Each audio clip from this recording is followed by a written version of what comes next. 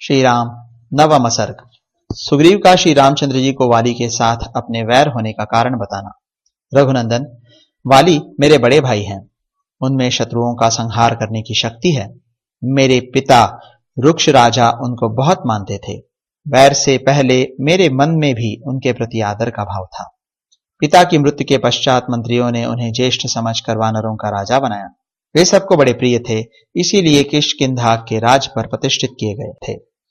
वे पिता पितामहों के विशाल राज्य का शासन करने लगे और मैं हर समय विनीत भाव से दास की भांति उनकी सेवा में रहने लगा।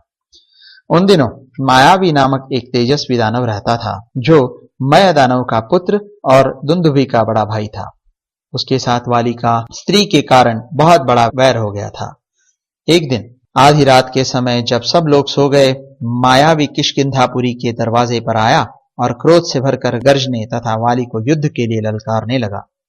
उस समय मेरे भाई सो रहे थे। उसका भैरवनाद सुनकर उनकी नींद खुल गई। उनसे उस राक्षस की ललकार सही नहीं गई, अतः वे तत्काल वेगपूर्वक घर से निकले। जब वे क्रोध करके उस श्रेष्ठ असुर को मारने के लिए निकले, उस समय मैंने तथा अंतपुर की स्त्रियों ने पैरों पड़कर उन्हें जाने से रोका, परंतु महाबली वाली हम सबको हटाकर निकल पड़े। तब मैं भी स्नेहवश वाली के साथ ही बाहर निकला। उस असुर ने मेरे भाई को देखा तथा कुछ दूर पर खड़े हुए मेरे ऊपर भी उसकी दृष्टि पड़ी। फिर तो वह भय से थर्रा उठा और बड़े जोर से भागा। उसके भयभीत होकर भागने पर हम दोनों भाइयों ने बड़ी तेजी के साथ उसका पीछा किया। उस समय उदित हुए चंद्रमा ने हमारे मार्ग को भी प्रकाशित कर दिया था। आगे जाने पर धरती में एक बहुत बड़ा बिल था, जो घास फूस से ढका हुआ था।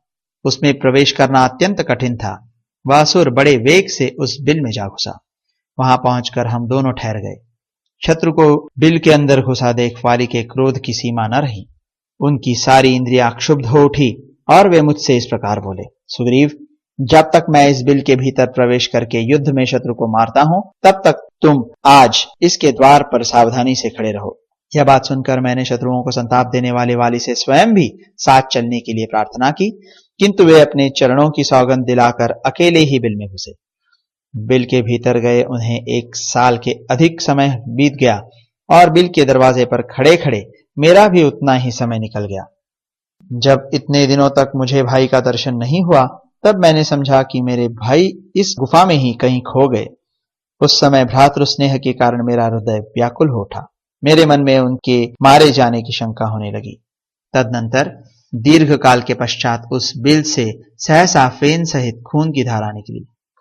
उसे देखकर मैं बहुत दुखी हो गया। इतने ही में गरजते हुए असुरों की आवाज भी मेरे कानों में पड़ी। युद्ध में लगे हुए मेरे बड़े भाई भी गर्जना कर रहे थे, किंतु उनकी आवाज मैं नहीं सुन सका। इन सब चिन्हों को देखकर बुद्धि द्वारा विचार करने पर मैं इस निश्चय पर पहुंचा कि मेरे बड़े भाई मारे गए।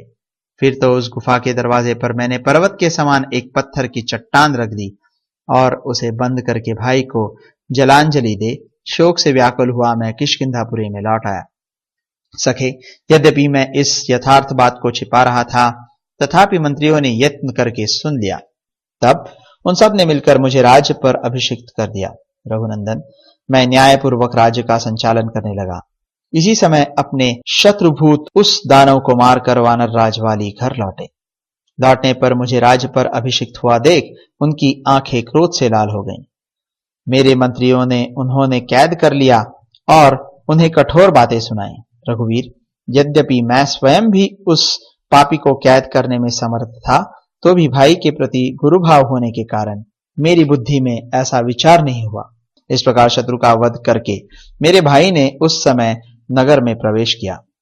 उन महात्मा का सम्मान करते हुए मैंने यथोचित रूप से उनके चरणों में मस्तक झुकाया, तो भी उन्होंने प्रसन्न चित्त से मुझे आशीर्वाद नहीं दिया। प्रभु, मैंने भाई के सामने झुककर अपने मस्तक के मुकुट से उनके दोनों चरणों का स्पर्श किया, तो भी क्रोध के कारण वाली मुझ पर प्रसन्न नहीं हुए। इस प्रकार श्री वाल्मीकि निर्मित आर्ष रामायण आदि काव्य के किष्किंधा कांड में 9वां सर्ग पूरा हुआ।